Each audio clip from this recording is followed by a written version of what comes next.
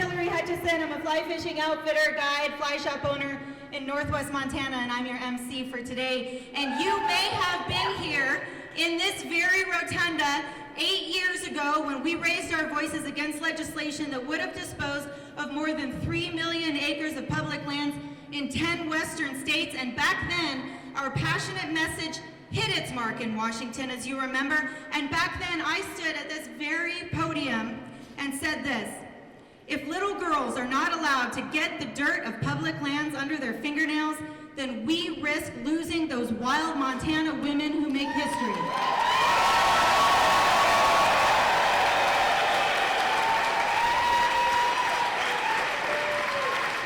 And you guys, I remember there were some little girls at the rally back then. I remember looking out and seeing them on their parents' shoulders, holding signs. They are here again today, and now they have indeed become the wild Montana women, here not only to make history, but raise hell.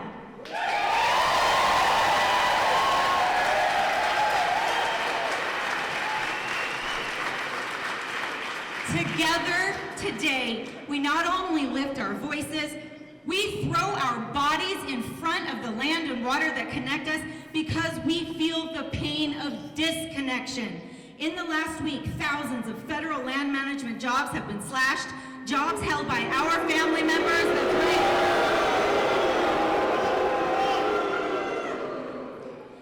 Whose jobs are they? They are the jobs held by our family members, our friends, our neighbors, and jobs held by many of you right here in this room right now.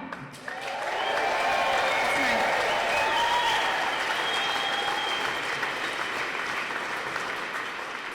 To all of you who have served on public lands, thank you for all that you have done for connected ecosystems.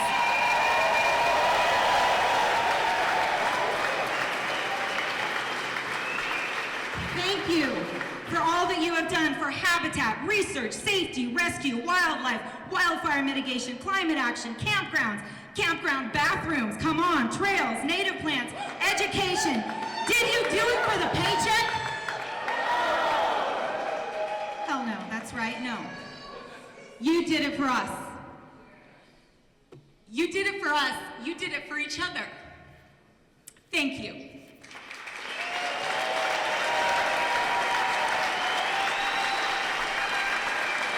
Damn it, it gets me. And you know, there are other voices out there, greedy, sneaky voices, saying that we should not have access to these lands, that wealthy private landowners should take them over instead. That is the sound that I hear in the middle of the night when I feel like I am in a nightmare, in a horror film, in an alternate reality, or in the upside down, where I just have to keep repeating the facts to myself in order to stay sane. And here are the facts. The fact is, public lands support our nation's $1 trillion outdoor recreation economy.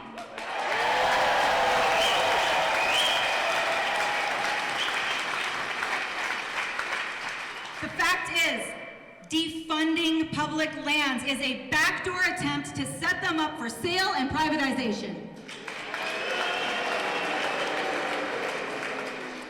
The fact is, the cuts to the federal public land workforce likely will not impact the nation's federal deficit. And the fact is, current proposed legislation again threatens your freedom to hunt, fish, hike, camp, and float. Senate Bill 307 would strip more than $20 million from Habitat Montana and more than $12 million from Montana state parks, public trails, and non-game wildlife habitat conservation. Draft Bill LC 2912 supports Utah's lawsuit challenging the existence of public lands across the country. And the fact of the matter is, you guys, this is personal. Very personal. That's why you're here. My daughter Ella just graduated from the University of Montana Western in Dillon. Yeah, I know. I see you. And she got a degree in environmental sustainability after a killer internship with the Bob Marshall Wilderness Foundation. I know you're here. In the Great Bear Wilderness, in the upper middle fork of the Flathead River at Schaefer Meadows, where I also am lucky enough to put in for my multi-day whitewater wilderness trips as a guide. Full circle for me as a mom. And as you know, Schaefer Meadows was gutted. That's really tough to see. And it's really tough because after her recent graduation, she was very psyched to start her job as a range scientist with the BLM, a job that was over before it began. Now, I'm happy to report that she is running bingo night at the bar in Dillon. And there's nothing wrong with being a bartender and running bingo at the bar in Dillon, but instead of running high-level science work with amazing people on a team that she was looking forward to being with, that's what we're looking at right now, and that was not on my bingo card. As a mom, you're always proud of your kids, but when you see them start to stand up for something that not only they believe in, you believe in, but that has value to all of us as a community and as Montanans, because it is not partisan, it is a Montana value, and it is at risk, that is pain. And that is the disconnect. So that's why we're here today, to stay connected, to be connected with what we know. And right now in this room, that is each other. So because we have work to do, I am going to introduce a stellar roster of speakers who inspire us to be connected because they lead by example. Right.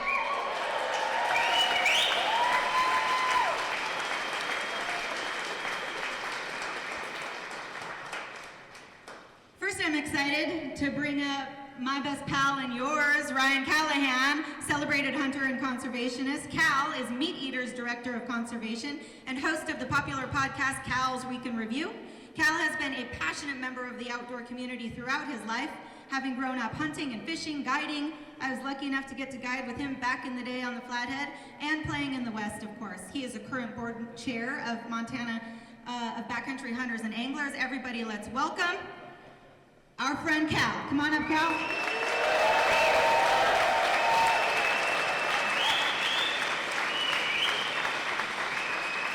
This is already the best audience I will ever be in front of. How many people in this room have heard that what we're talking about today is about management? And how many people have heard that our federally managed lands shouldn't be worked by people thousands of miles away in DC? You heard that? Yeah. Anybody think Uncle Elon knows what a dibble bar is? Or a hodab? You think those manicured hands could run a crosscut saw? You think we're gonna fix our situation by doing the exact opposite of what we should be doing, having intelligent, awesome managers on the ground that are part of our communities? Or blanket getting rid of everybody? That's what we're facing right now. And all I gotta tell you is I've heard a lot of doom and gloom from the conservation community and from workers that have been affected. I gotta take the positive side of things though right here and say, I would be scared shitless if I was a lawmaker right now. Because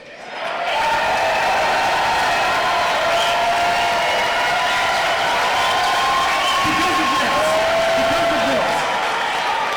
This room right here, people who are willing to show up, they're the people who are willing to hold our lawmakers accountable. That's what's gonna win the day right now. Accountability matters. So right now, we have a Montana taxpayer-funded study to sell off our state lands. Okay? Nobody told me I was voting for that. Right now, there's a bill in this House that would make it more efficient to sell off our state lands. And I don't want you to get in the weeds. State lands are different than federally managed lands. Federally managed lands are managed on behalf of all the people. Our state lands are managed for the state, right? It's literally a private versus public conversation. So when folks come up and say, well, you know, the state could do it better. It's like, well, you know what? The state's got a profit in mind. On the public side of the fence, it's managed for everybody. So I would say, well, I would hope to God the state could manage state lands better because it's a way smaller piece of the pie. There's fewer constituents, and all they have to do at the end of the day is provide value. On the public side of the fence, it's about all of us. It's about clean water reserves, healthy timber. It's about preserving adventure, places to challenge yourself, not just for this generation, not for the short-term gains that people are talking about right now, but for the future.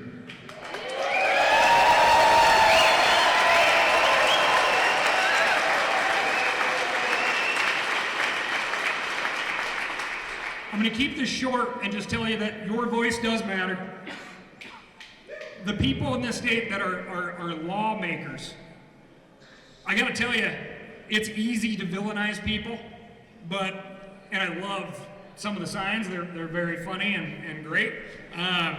But when you go advocate for this stuff, it's always better to lead with how incredibly proud and passionate and how valuable these public places are.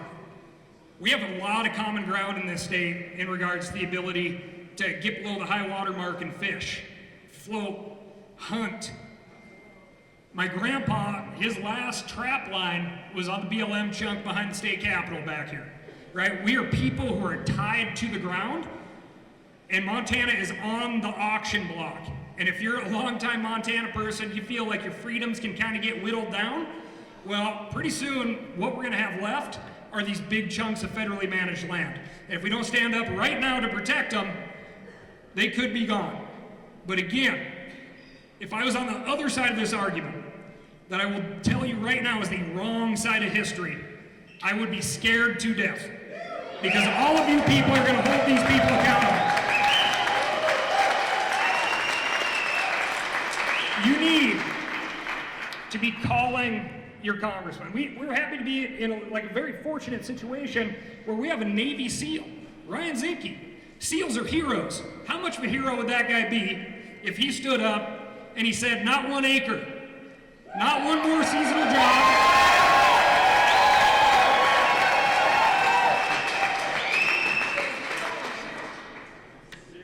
We're going from 0 to hero. So that's how I suggest you use your voice. Get in there, make your face seen, make your voice heard, be passionate, and remind these people there's a lot more at stake than political games playing in Washington, okay? This is about Montana, it's our future, it's our children's future. Let's get out there, make our voices loud. Thank you so much for showing up.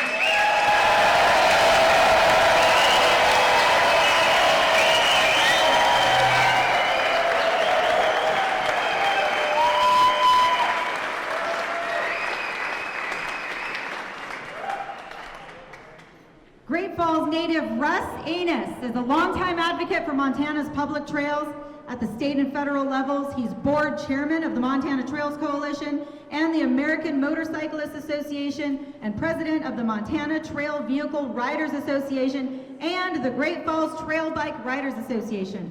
Russ also served as executive director of the National Off-Highway Vehicle Conservation Council for nearly 20 years and has managed Willow Ranch near Cascade since 2017. Ladies and gentlemen, I would love to introduce you to Russ Innes.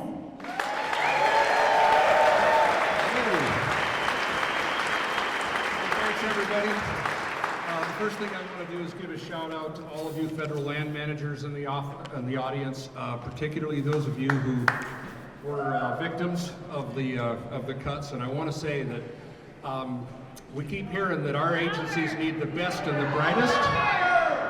They need the best and the brightest. And you are the best and the brightest, so we need to get you back.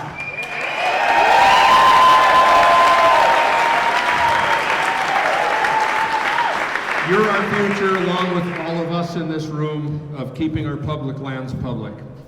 So I want to just start off and tell you that, hey, I grew up in Montana. I'm one of the lucky ones. I was born here. I'm the son of a wheat farmer, and my mom was a highwayman's daughter up in Lincoln, Montana, And they started a small motorcycle shop. When I was a kid, every weekend we loaded up the bikes, we went up to the mountains, we camped, we fished, we did everything. We hunted on the weekends, we hunted grouse, we hunted elk. We went to freeze out. I floated the Missouri River through the White Cliffs. I did all of that as a kid. And I'll tell you, as a kid, I took it for granted because I thought everybody got to do that. They don't. We're the lucky ones. And I'm going to tell you that everybody in this room has a story just like mine. And it doesn't matter if you started here in Montana, you stopped here and you stayed here. Montana has lots of public land and lots of trails, and that's what keeps us here.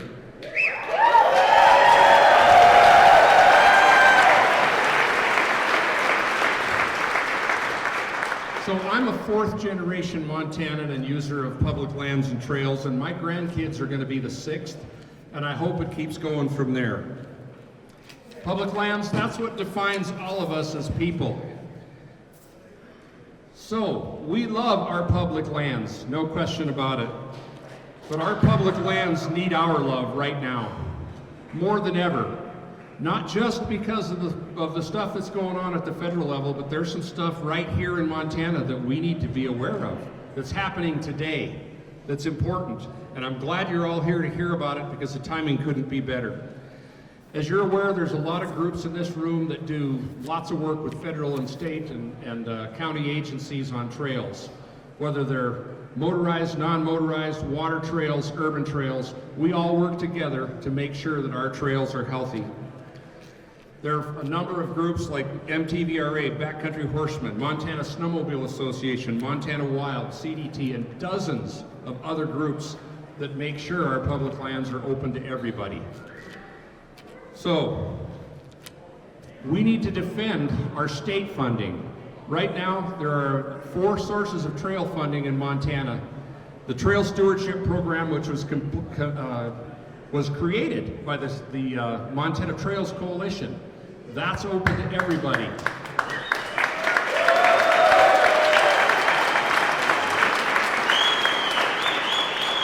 We've got a great snowmobile program, off-highway vehicle program, and we also have the recreational trails program. So, what's going on right now that you need to know about? Well, when I-190 passed, I don't know about you guys, but I read it, and the reason I supported it was because it had 4% for trails, and money for habitat, and money for all of the things that we cared about. And there are efforts, not only in budgets, to reduce those monies. There's a bill, House Bill 307, I'm sorry, Senate Bill 307, that will be heard, I believe, next Thursday. Every single person in this room needs to call their legislators because what that House bill does, it removes every penny of that money that goes to your public lands. So get on your phones, get on your computers, make the calls, place the emails, but you have to kill 307. And for all of you who are working hard to keep our public lands open, I can't tell you how much that I appreciate it, not just for myself, but for all the generations that are going to follow. So let's hear it for public lands and federal land managers.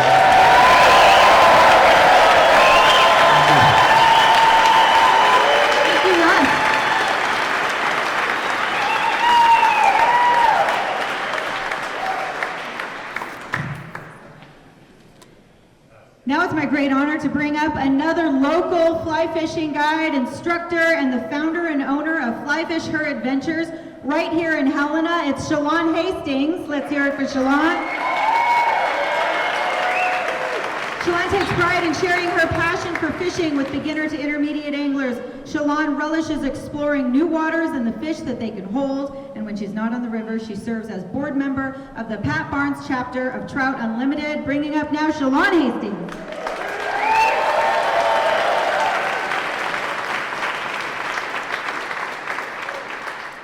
Thank you. Like all of you, my love for public lands runs deep.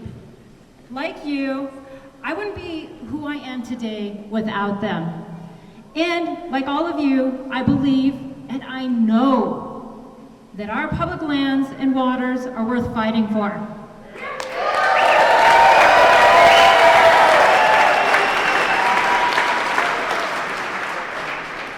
I'm truly honored to be here with all of you today and to have the chance to stand up for the places that have shaped all of us. I've been lucky that Montana's lands and waters have been there for me since the very beginning. I was born in Lewistown and raised here in Helena, where my childhood was shaped by the open spaces that surround us here. My high school years were filled with mountain biking the trails around Helena, finding a sense of independence and confidence that would stay with me to this day. A huge shout out to the Helena National Forest and Helena's own Prickly Pear Land Trust.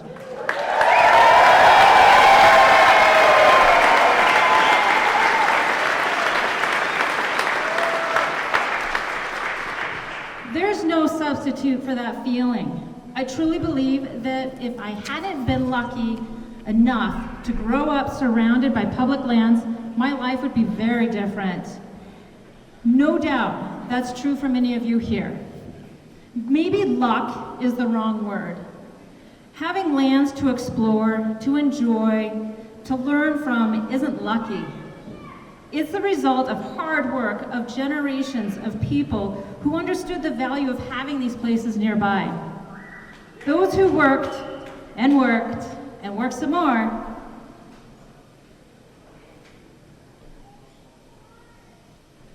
worked to protect them, to build the trails, the campgrounds, the state parks, the fishing access sites, and to stop them from being chopped up and sold off to the highest bidder.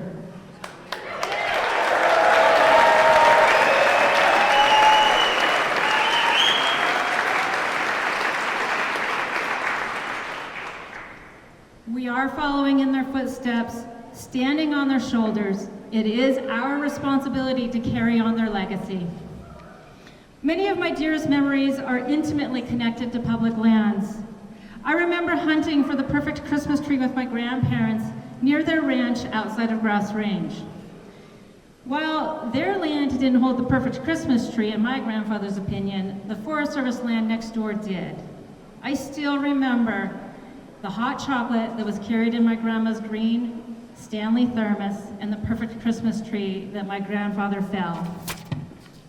That feeling has led to pursue a career entirely intertwined with our public lands. Maybe it's done the same for you.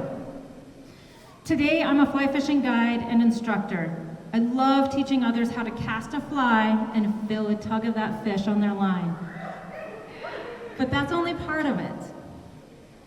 It's also my responsibility to teach people how to respect and care for and to love our lands and waters.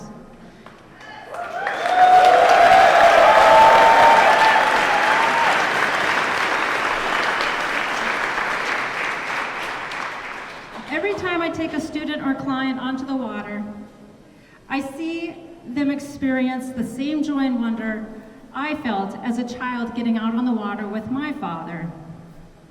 Much to my mom's chagrin and the amusement, we still get lost talking about our new fly patterns to tie, new tactics we want to try next time we're on the water.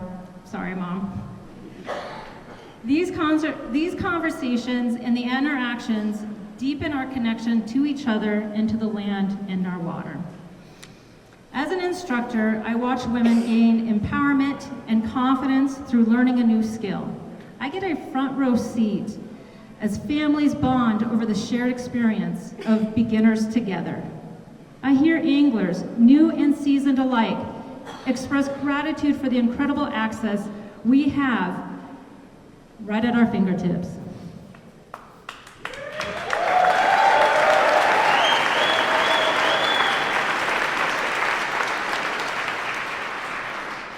Montana's stream access law is the best in the country, ensuring that our waterways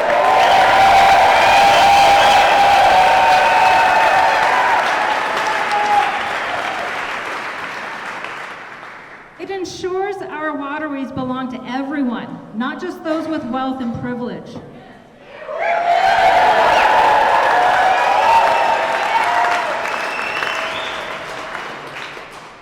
Like our public lands, Montanans enjoy unparalleled access to our waterways because Those who came before us understood how important public access is. Our land and waters belong equally to every Montanan, every American. They bring us all together, uniting us across geography, politics, and generations.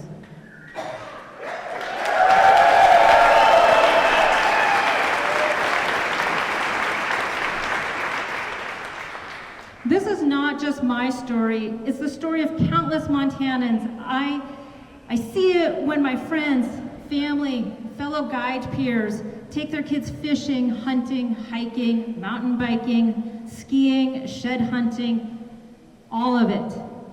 I see it in the fish tales people tell. I see it in the proud posts on social media during hunting season. Folks congratulating each other on an elk or antelope. People share their stories around campfires over beers, united in the deep appreciation Montanans have for the land that shapes us. Public lands are woven into our identity, and it's our responsibility to protect and invest in them so that future generations can experience the same joy and opportunities we have today.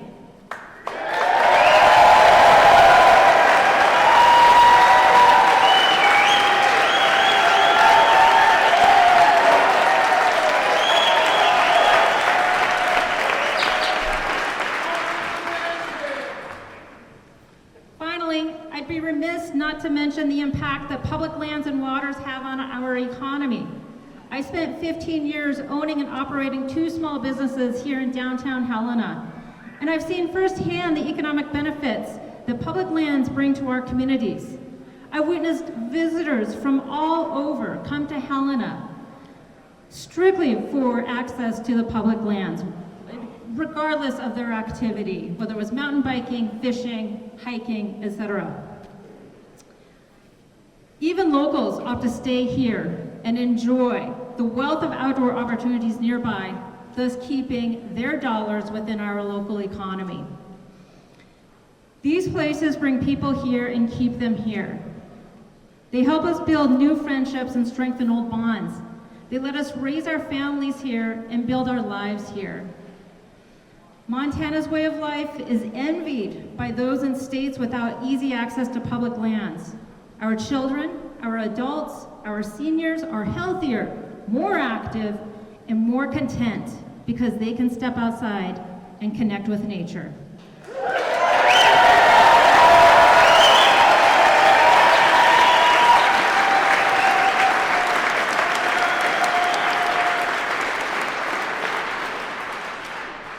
We raise capable, confident kids who learn resilience and independence through outdoor experiences.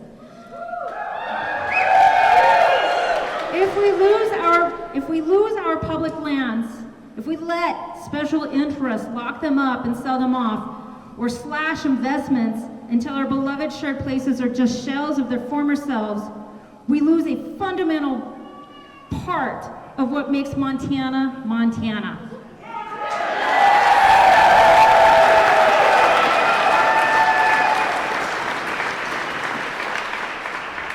Protecting public lands is not just about preserving nature, it's about preserving who we are. Montanans are united by our love for public lands and waters, and we're serious about defending them. Look at this crowd!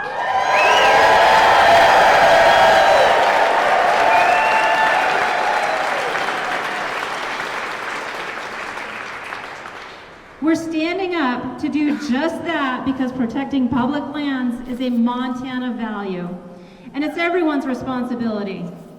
From citizens across our state, and especially elected officials in Helena and Washington, D.C., to defend our public lands from those who would cut off our access or sell them to the highest bidder. Stand with us to protect our access, our wildlife, and our freedom to enjoy our way of life.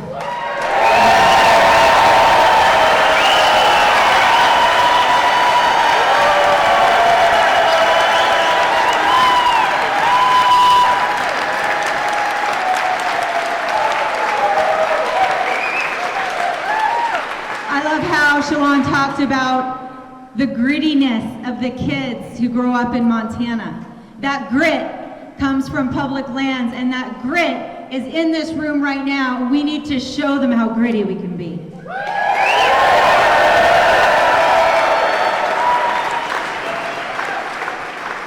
Ladies and gentlemen, it's time now to hear from Dr. Shane Doyle, a Montana historian, archaeological consultant, and public lands advocate from Crow Agency. Dr. Doyle's scholarship, yeah, shout out to Crow Agency.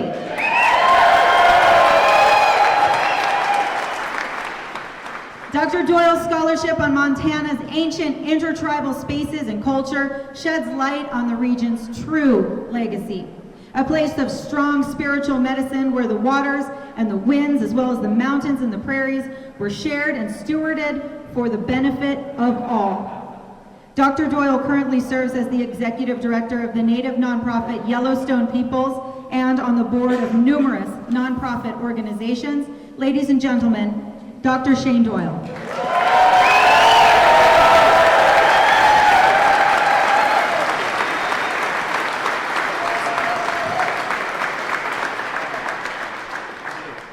Somebody do a war cry up there? Holy cow. All right, good to see everybody. Hey, thanks for coming today. You know, it's cold out there. It's not the best traveling weather, but we care about our public lands. I'm not going to use any notes. I'm going to go straight oral tradition. But I wanted to offer up a song, you know, thinking about Montana. If you look around the other places around Montana, you know, nothing against Idaho or Wyoming or Canada or the Dakotas. You know, they're good places, but they're not Montana, are they? And you know, there's kind of some radicals in those places too, and we're kind of more middle of the road, I think, over here in Montana. I think. Because, you know, when we get too far off the side, you might slide off, especially on a day like today. But, you know, thinking about just what Montana means to all of us in the public lands, it's a great feeling to know that here in Montana we have 7 reservations. And if you look around these other states, Idaho, you know, maybe has 2. Wyoming has 1. You know, if you look at the Dakotas, there's other reservations, but it's pretty much just 1 tribe, 1 or 2 tribes. Up in Canada, you know, there's Indian land up there, but it's mostly just Blackfeet and Cree. But if you come down here to Montana, you see a wide variety of tribes, both north or west and east of the divide. And there's a lot of reasons for that. You know, and again, as was mentioned, I'm an archaeologist. I'm also a member of the Crow Nation, but I can tell you, going back a long, long ways, you know, the people who came here realized, they found out quick, it's a special place. It's not easy, but it's worth it. It's worth it.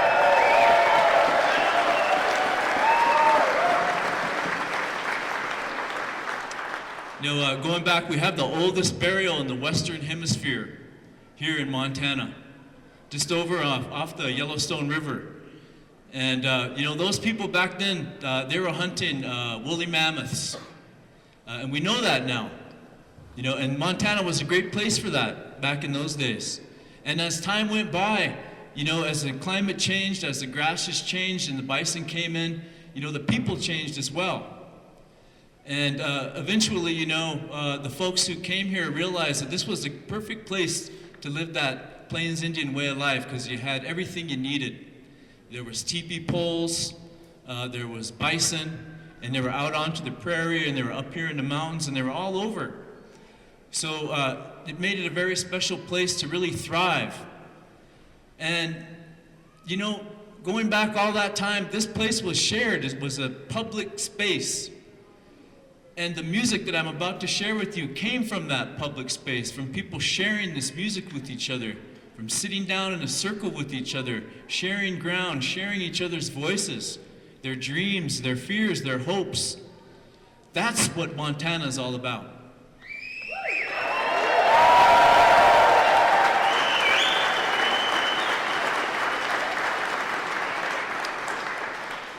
You know, you follow up, you follow history, you go up into the 19th century, you know, things started to get pretty kind of crazy and crowded here. Tribes getting pushed from the east, people, you know, losing their way of life and coming here to the last best place to find that niche, to find that way of survival that they could eke out a living here in Montana, hunting bison and all the other great resources we had. And when you follow right up on that, what came right on the heels was the gold rush. People come in here, they wanted gold, they wanted the silver, they wanted to take stuff out of the ground to make them wealthy. And we've seen it again and again. What we're seeing today is nothing new. Absolutely nothing new.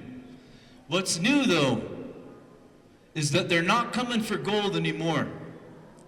They're bringing the gold with them. And they're taking something that's a hell of a lot more precious than silver or gold. They want our land.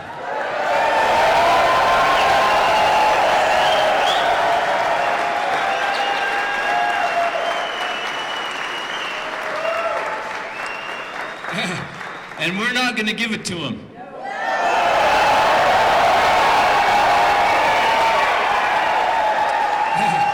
Because it doesn't belong to us. And it doesn't belong to them. It belongs to everybody going many generations into the future and as far back as we can remember, and even further.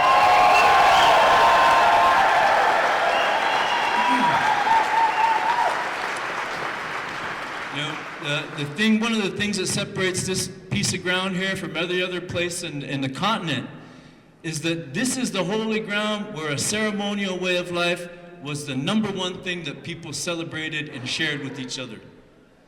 That ceremonial way of life is what's going to get us through these dark days. And it's going to lead us to a brighter future because it's in our hearts and it's in the hearts of our children, our grandchildren. And those are the kinds of things that you can never, ever get rid of.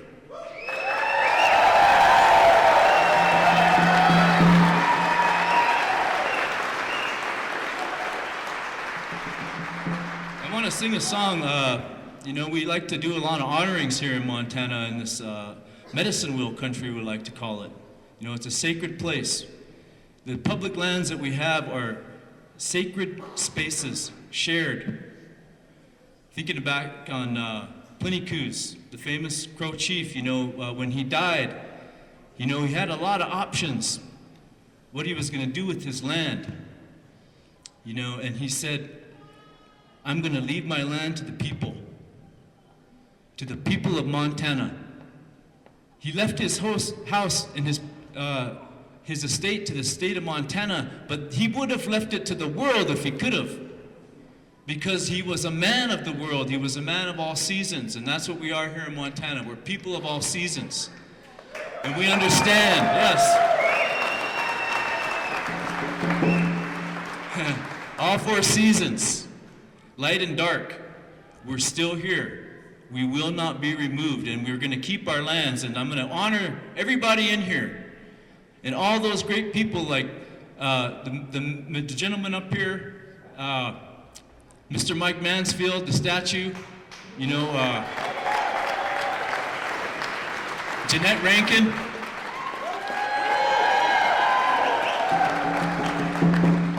All the great women who have been invisible and haven't been heard, but have made Montana what it is, and the native people as well.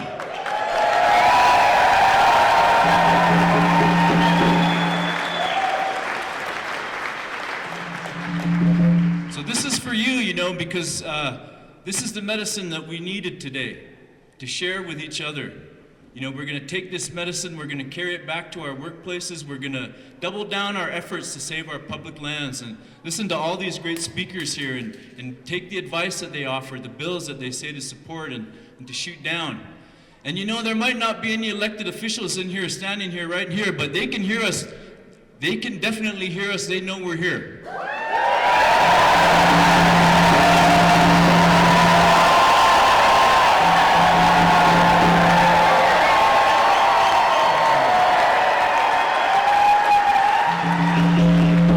So this is for them and this is for all of you, I hope.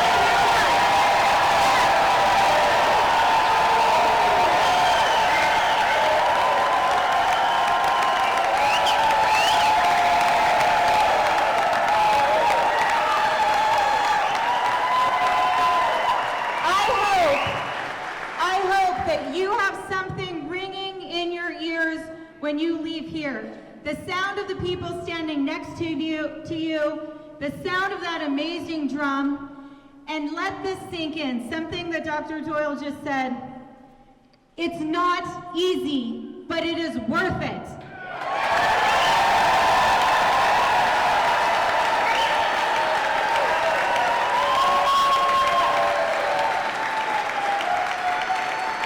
My friends, we're going to leave here today as united as ever by our love for public lands and waters, standing up to protect them, as we know is not partisan, it is a Montana value. Special interests have been trying over and over and over to set the stage for selling off and privatizing public land, but now it's more at risk because the stage has been set. The bad actors are on the stage, but we can't sit here and let this play out. We must give the fools the hook.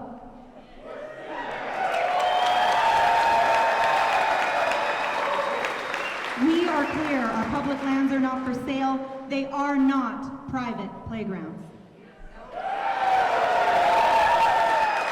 Let's get after it. Let's call our elected officials. Let's call them in Helena. Let's call them in Washington, D.C. Let's make it clear that our public lands are not for sale. They are not those private playgrounds. Together, we can defend Montanic land and waters, protect access, keep public lands in public hands, as you know. Ladies and gentlemen, it's you, it's us. We're together. Hear that drum beat? Take it with you today. Thank you for coming. Have a great day.